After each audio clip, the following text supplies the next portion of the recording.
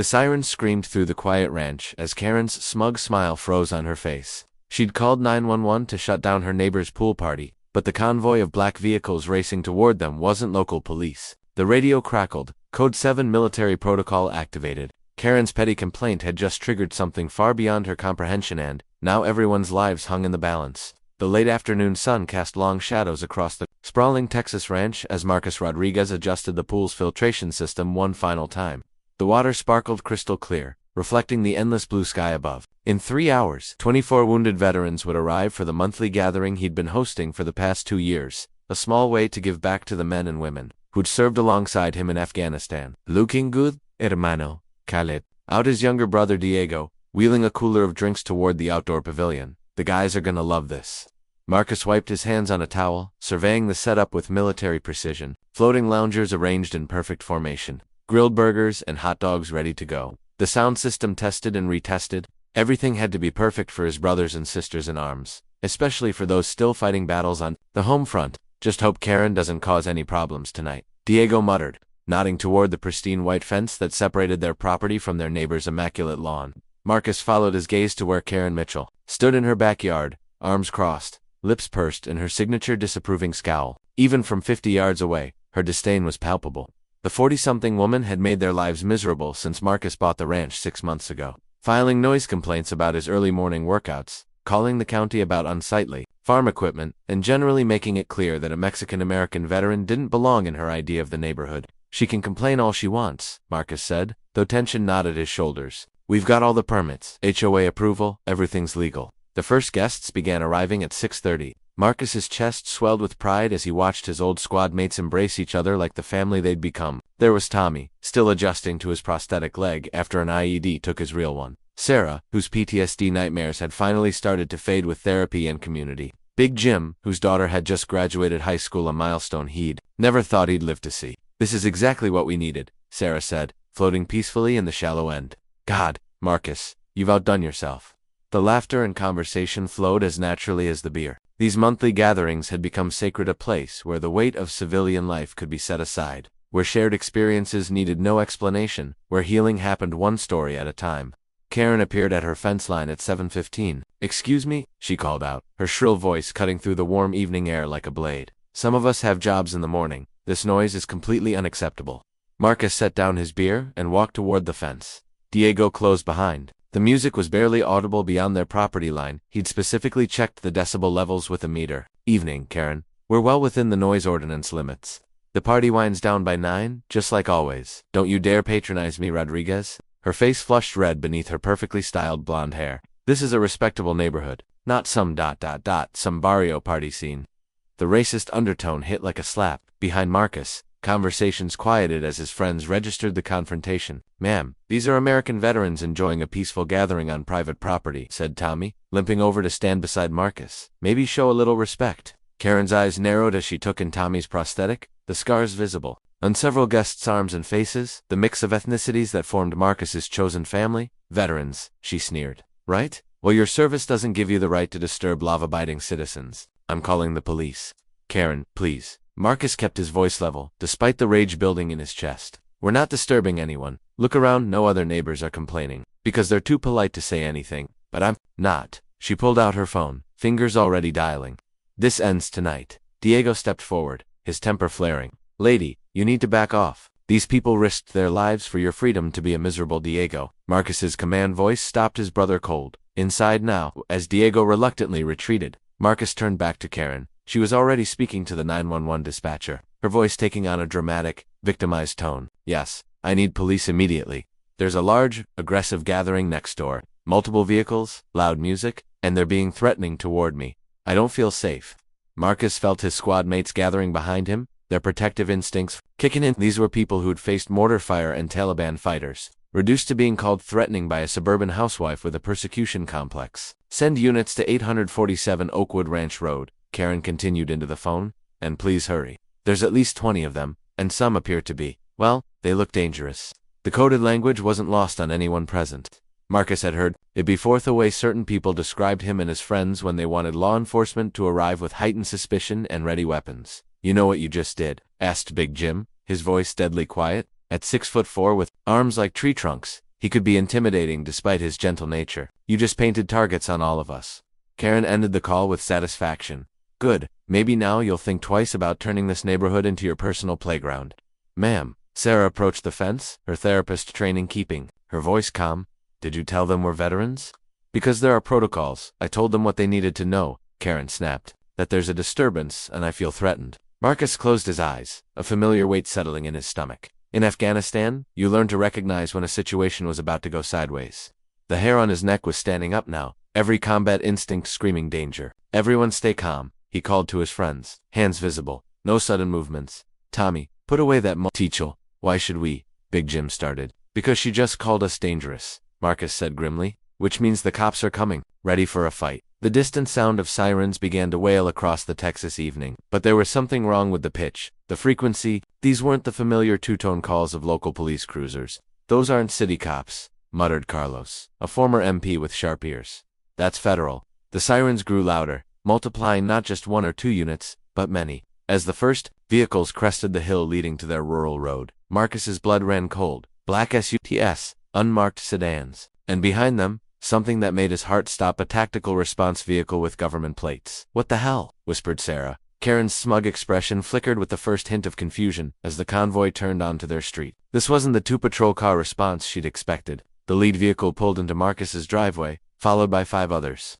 Men in tactical gear began emerging, not local sheriff's deputies but federal agents with serious hardware and expressions. All civilians on the ground? Now the commanding voice boomed across the ranch through a megaphone. The party guests, all veterans with deeply ingrained responses to military commands, immediately complied, hands visible, faces pressed to the pool deck. Marcus's mind raced. This wasn't a noise complaint response. This was something else entirely. An agent approached the fence where Karen stood, her face now pale with growing alarm. Ma'am, are you the complainant who called in the Code 7 alert? Code 7. Karen's voice cracked. I just called about a noise complaint. What's Code 7? The agent's expression was granite. Ma'am, you reported a gathering of potentially dangerous individuals with possible military training that triggers enhanced response protocols for veteran-related incidents. I didn't say they were military. I just said they looked dangerous. Your call referenced multiple vehicles, large gathering, and aggressive behavior by individuals you described as appearing dangerous. When cross-referenced with the property owner's military service record and current veteran group registration, the system flagged this as a potential domestic terrorism screening. Karen's mouth opened and closed like a fish, gasping for air. Around the pool, 24 American heroes lay face down on concrete, surrounded by federal agents treating them like enemy combatants, all because she couldn't stand the sound of laughter from the house next door. This is insane, she whispered. I just wanted them to turn down their music. The agent consulted his tablet.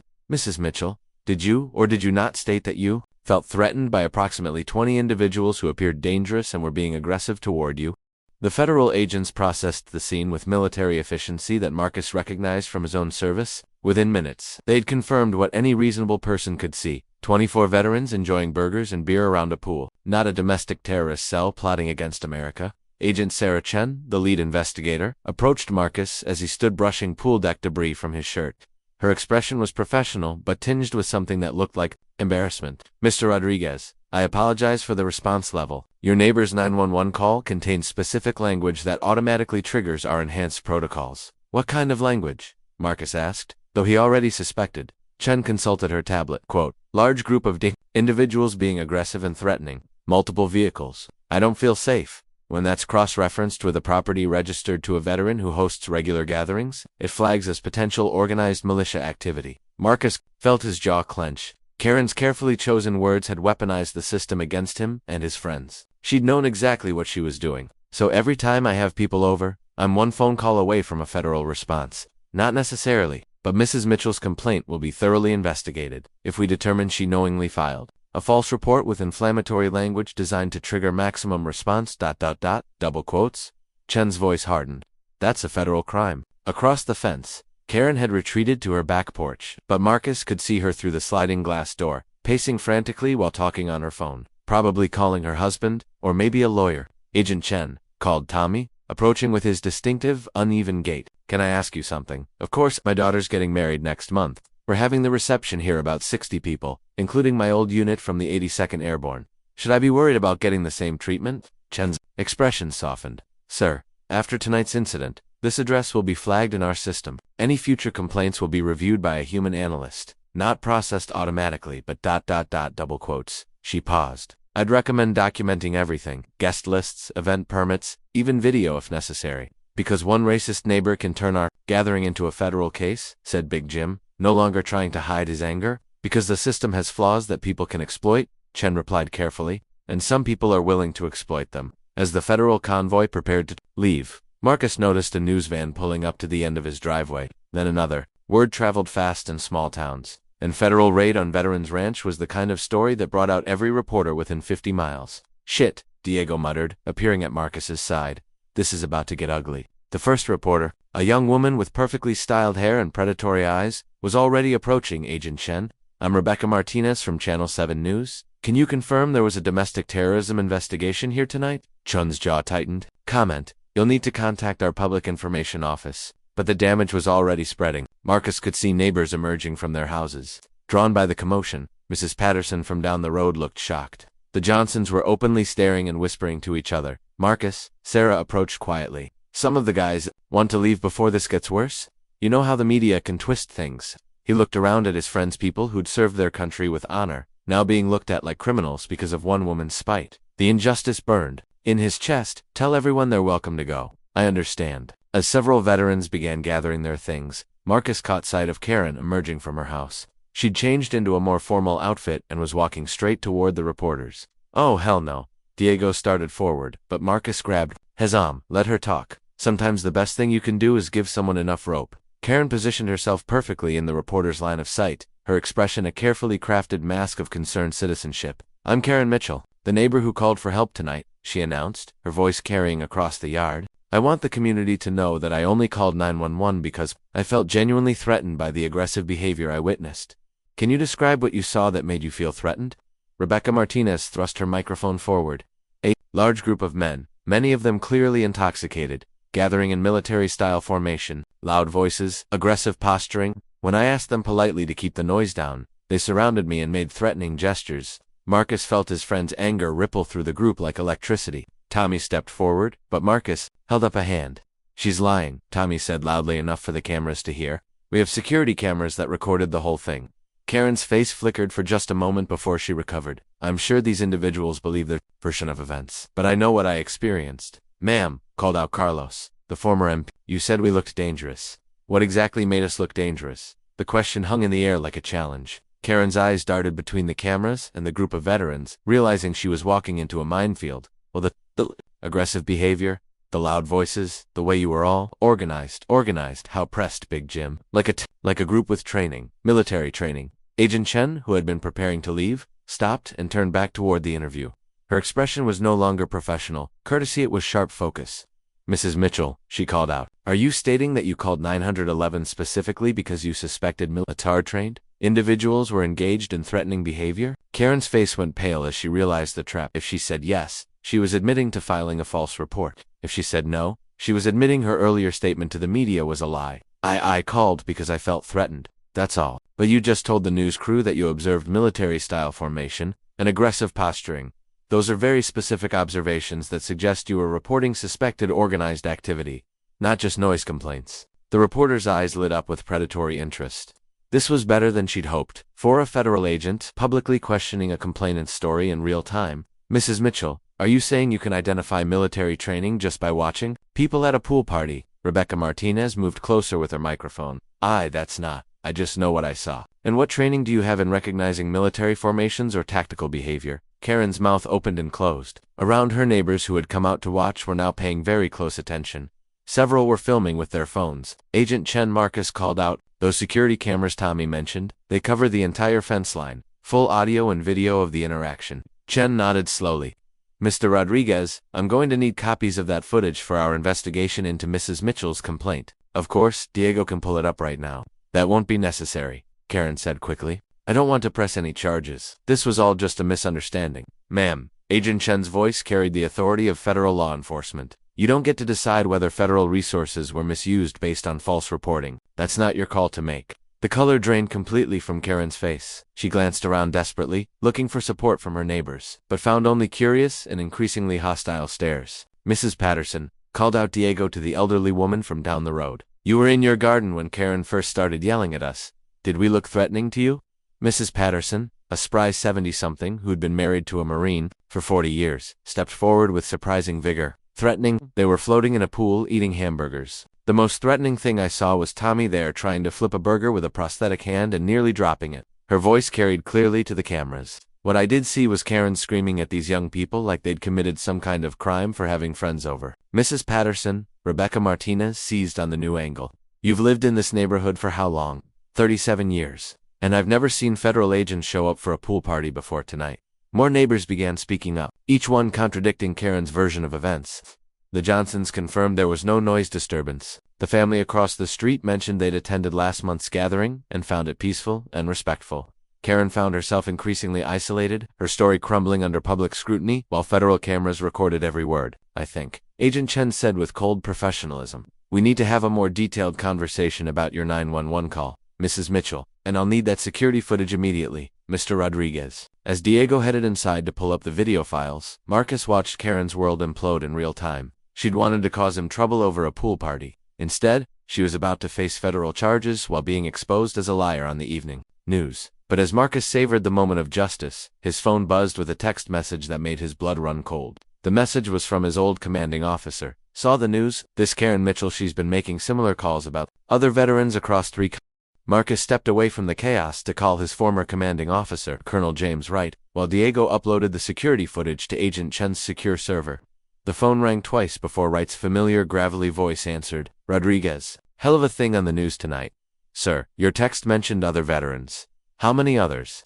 17 confirmed cases across Bexar, Guadalupe, and Comal counties over the past 8 months. Same pattern every time: anonymous or semi-anonymous complaints about suspicious gatherings of veterans. Pool parties, barbecues, support group meetings, even a kid's birthday party. Marcus felt sick. All triggered federal responses. Not all, but enough to cost taxpayers over $400,000 in deployment costs.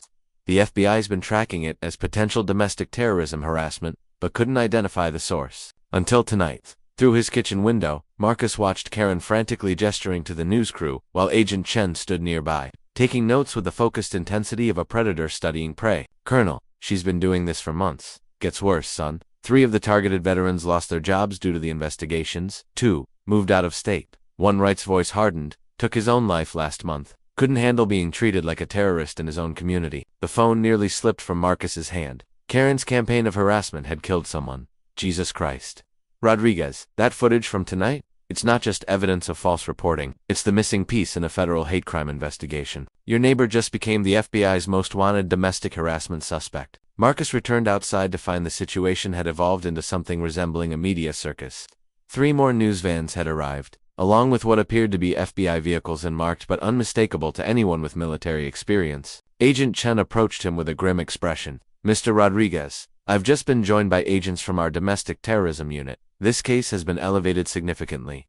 Because of the pattern, and because of what we found when we ran Mrs. Mitchell's background." Chen consulted her tablet. "She's a former military contractor who was terminated from her position at Fort Sam Houston for filing false harassment claims against service members. She has intimate knowledge of military protocols and federal response systems." The pieces clicked into place with sickening clarity.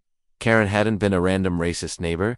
She'd been a predator who specifically targeted veterans, using her insider knowledge to weaponize the system against them. "She knew exactly what language to use," Marcus said. "She's been refining her technique for months. Each call was carefully crafted to trigger maximum response while maintaining plausible deniability. Until tonight." Agent Chen gestured toward the fence where Karen was now surrounded by FBI agents. Her earlier confidence completely evaporated. "Your security footage shows clear evidence of premeditation." She approached the fence with her phone already in hand, used specific inflammatory language, and made statements that directly contradict the visual evidence. But more importantly, Chen pulled up a video on her tablet. "We found this on her social media from this morning." The video showed Karen in her kitchen, speaking directly to her phone camera with the conspiratorial tone of someone sharing a secret. "Day 247 of living next to these people," Karen said in the recording. "Tonight they're having another one of their little gatherings. Time to remind them that real Americans don't have to tolerate their kind in decent neighborhoods. I know exactly what buttons to push to get maximum response." Marcus stared at the screen. She recorded herself planning it. She's been documenting her campaign online, thinking she was anonymous. posted in several hate groups about her success in driving out undesirable veterans from quality neighborhoods. She even gave tutorials on which specific phrases trigger federal response protocols. The FBI agents at the fence were now reading Karen her rights. Her husband had arrived and was screaming at the agents, demanding to know what was happening to his wife. Neighbors continued gathering, many of them filming the arrest on their phones. Mrs. Rodriguez, one of the veterans, called out. Sarah was approaching with several other members of the group. We just got a call from Channel 7's sister station in San Antonio. They want to interview us about being targeted by this woman. Marcus looked at his friends, people who'd served their country, and were now discovering they'd been systematically hunted by a domestic terrorist, using the very system meant to protect them. Agent Chen, how many of the 17 other cases involved arrests or charges? 6 veterans were detained overnight.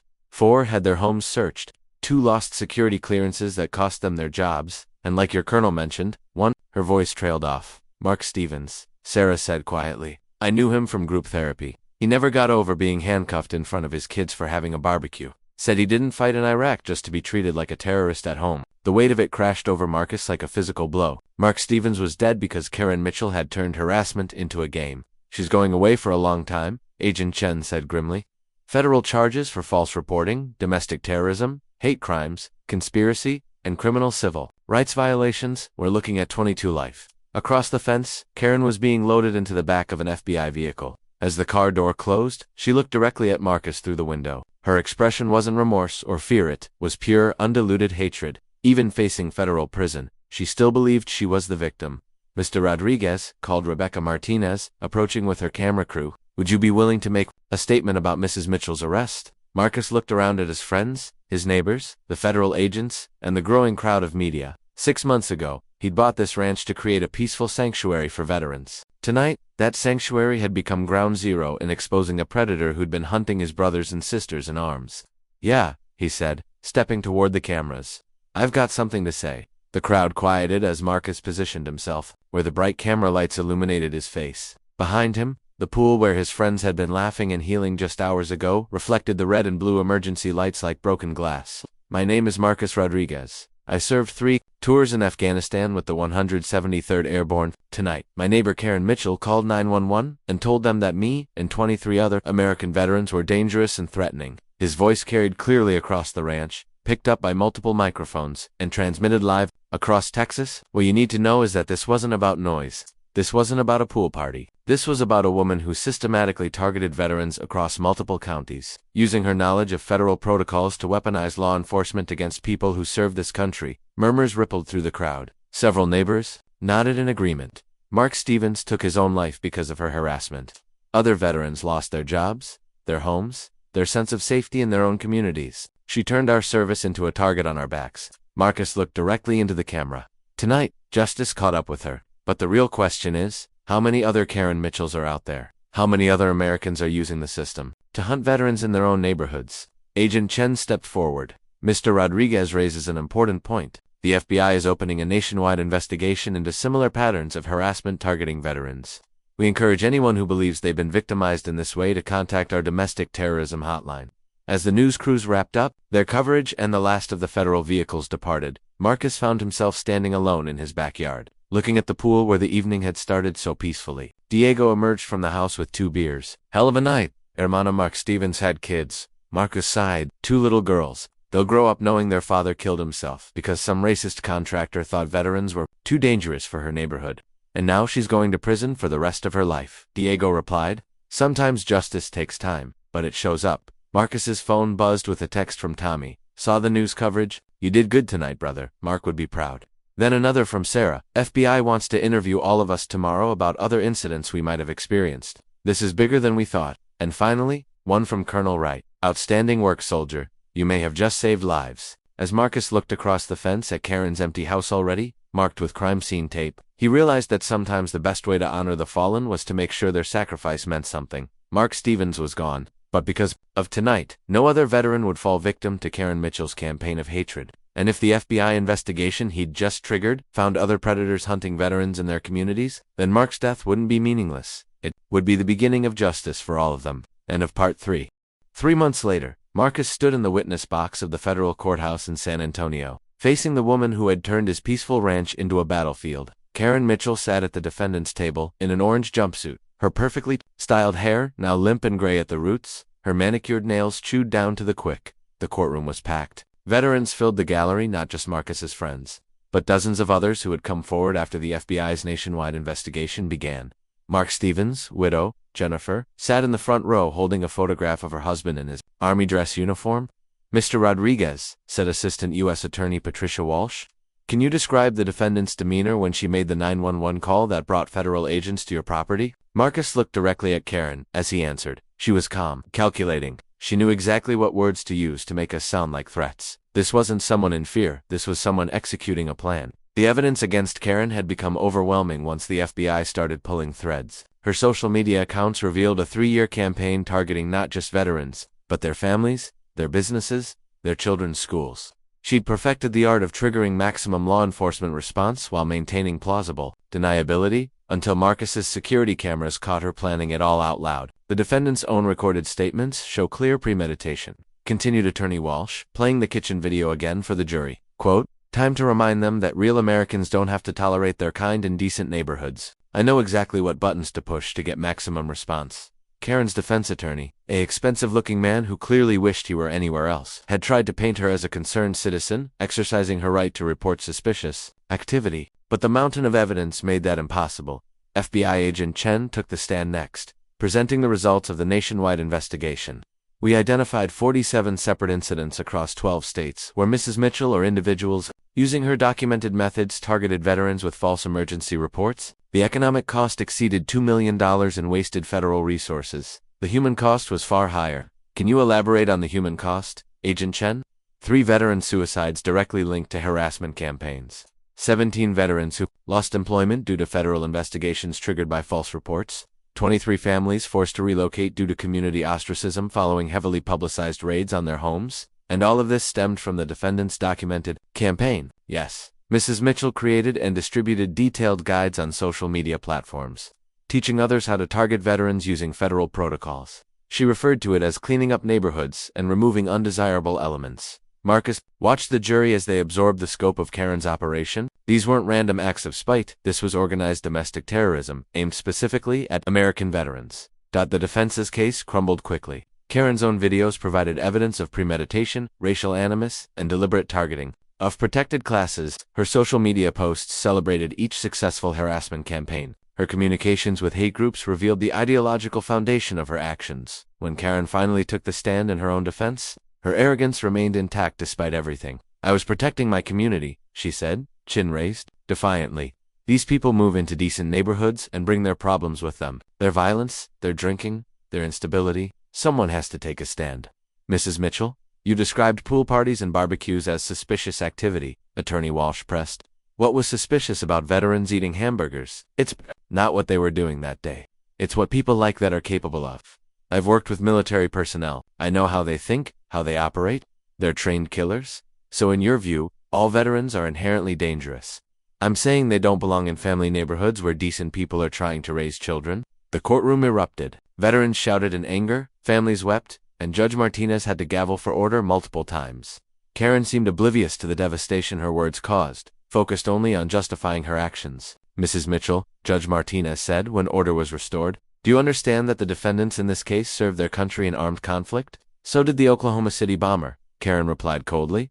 The judge's face went white with rage. Several veterans had to be physically restrained by bailiffs. Even Karen's own attorney put his head in his hands. "No further questions," Attorney Walsh said, clearly recognizing that Karen had just convicted herself with her own words. The jury deliberated for 7 minutes. Guilty on all counts: domestic terrorism, conspiracy, hate crimes, criminal, civil rights violations, and 47 counts of filing false reports to federal agencies. Judge Martinez sentenced Karen to 25 years in federal prison without possibility of parole. "Mrs. Mitchell, you targeted American heroes who sacrificed for this nation's freedom, including the freedom you exercised to persecute them. You turned their service into a weapon against them. You caused immeasurable trauma to families who had already given more than most Americans could comprehend." The judge's voice carried the weight of absolute moral authority. Mark Stevens served 3 tours in Iraq. He survived IEDs, firefights, and months of combat. But he couldn't survive being treated like a terrorist in his own country because of your campaign of hatred. His blood is on your hands, and his children will grow up without their father because of your actions. Karen showed no emotion as she was led away in shackles. Even facing decades in prison, she remained convinced she was the victim of an unjust system. Outside the courthouse, Marcus found himself surrounded by reporters and fellow veterans. The story had become national news not just because of the scope of Karen's campaign, but because it exposed systematic vulnerabilities in how law enforcement responded to veteran communities. "Mr. Rodriguez," called a reporter from CNN, "what's your message to other veterans who might be facing similar harassment?" Marcus looked around at the faces surrounding him, people who had served in Iraq, Afghanistan, Korea, Vietnam, and conflicts most Americans had forgotten. "People who deserved better than to be hunted in their own neighborhoods. Document everything," he said. "Security cameras, witness statements, recordings, when legal." Karen Mitchell got away with this for years because she knew how to exploit the system. But systems can be fixed when good people stand up. What about the federal protocols that allowed one phone call to trigger such massive responses? "Those protocols exist for good reasons," Marcus replied, "but they need human review, not automatic escalation. No American veteran should have to fear that a pool party might bring federal agents to their door." Agent Chen stepped forward. "The FBI is implementing new review procedures for veteran-related complaints, including mandatory human analyst review before federal deployment. We're also creating a database to track patterns of harassment targeting military families." As the crowd began to disperse, Jennifer Stevens approached Marcus with her 2 young daughters. The girls, maybe 8 and 10 years old, clutched matching teddy bears wearing tiny army uniforms. "Mr. Rodriguez," Jennifer said, her voice steady despite the tears in her eyes, "Mark would have wanted to thank you. He always said that standing up to bullies was part of the job, even after the uniform came off." Marcus knelt down to the girl's eye level. "Your daddy was a hero, and what happened to him was wrong. But because he was brave, and because your mom was brave enough to fight for justice, no other families will have to go through what you did." The older girl looked up at him with eyes that held too much pain for her age. "Will the mean lady hurt other soldiers' families?" "No, sweetheart. She can't hurt anyone anymore." 6 months later, Marcus hosted his largest veteran gathering yet. Over 100 service members and their families filled the ranch, celebrating the first anniversary of what media had dubbed the Mitchell case. The pool party that had triggered a federal response had become a symbol of resilience and justice for veteran communities nationwide.